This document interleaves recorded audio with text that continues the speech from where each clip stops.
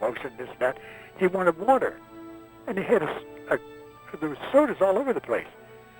So we give him some water, and I saw his watch, and I said, I'd like to have that watch. He wouldn't give it to me. I caught my piece, and I was going to threaten to shoot him if he didn't give me that. But I detected, he says, mother, you know, in German. And he put his arm behind his back, and all right, you son of a, you know, I says, I know somebody's going to take that watch from you. But you're brave enough to say no to me when you don't know whether I'm going to shoot you or not.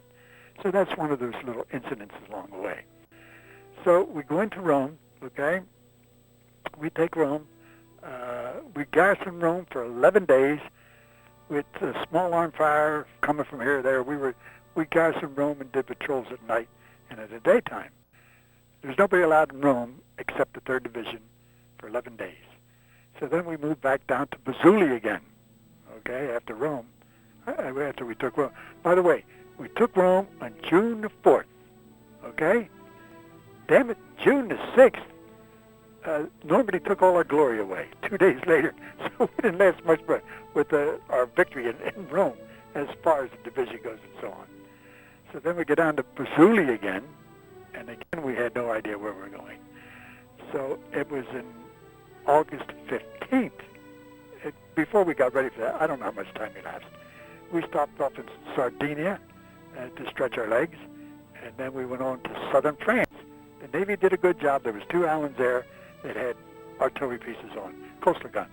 They knocked them out, and we went into, which was near Saint-Tropez, near the French Riviera. So from there, we fought our way up, and at Montelimar, I saw about 10 miles of, they strafed the hell out of this convoy, dead horses, artillery piece, people, Germans laying all over the place. It was awful. But anyhow, you know, that's what they're there for. So we went on up to Besançon, and after we took Besançon, that's the first time I saw a firing squad of French shooting 8 Germans. They were up along. We just happened to heard all this commotion and everything, people running around, and by God, sure enough, there was a firing squad. I put them up against the wall and shot them. So anyhow, and there was one time where I captured a couple of guys. This guy come out, and I detected he was somewhat German, okay? And I saw his boots, German boots, and I talked to him a little bit, and I thought, you son of a bitch, you're a German. So anyhow, he led me to 2 other guys in the cellar. So I took them back to the POWs. But in the meantime, there's a guy comes out, and he's pissed off because I'm doing this to these guys, and he's looking for me, I guess. So I told the buck sergeant, I said, hey, you better tell that guy or get those people the hell out of here, because if he approaches me, he's dead. He's a dead Frenchman. So anyhow, they got him out of there. So then we moved up in the wintertime. We're going up to the Vosges Mountains, and then, of course, towards the Comar Pocket, and the winter's setting in, okay? So by this time, you know, I didn't have a scratch on me at all, this whole campaign. I didn't have anything. So we're going up there, and it's wintertime, snowing like mad, and we're in these Vosges Mountains are like fingers going out in the valleys.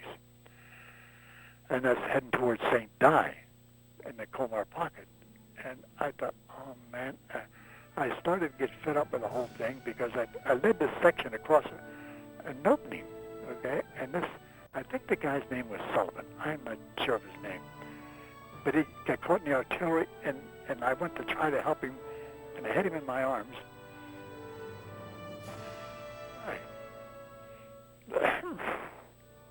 Excuse me.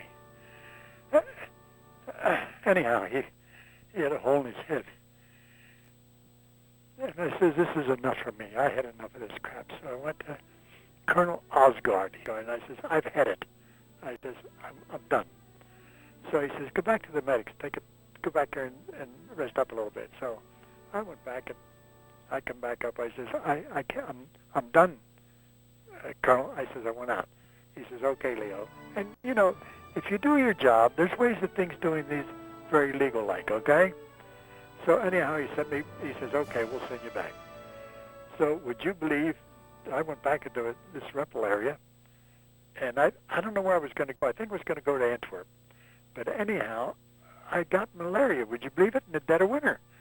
So they sent me to Paris, in a hospital, and they sent me over to England. So I says that, I was an ambulatory patient. So everybody's saying, how in the hell did you get malaria in the dead of winter? The doctors, I said, as far as in African history, we would take Antiben tablets. And they said, oh, okay, so we'll keep you under observation. So I was, my gosh, I was in England about 3 months, something like that.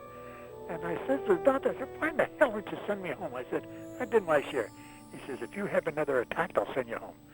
Well, I said to the nurse, I used to call her a Coca-Cola bottle. She was really built. And I said,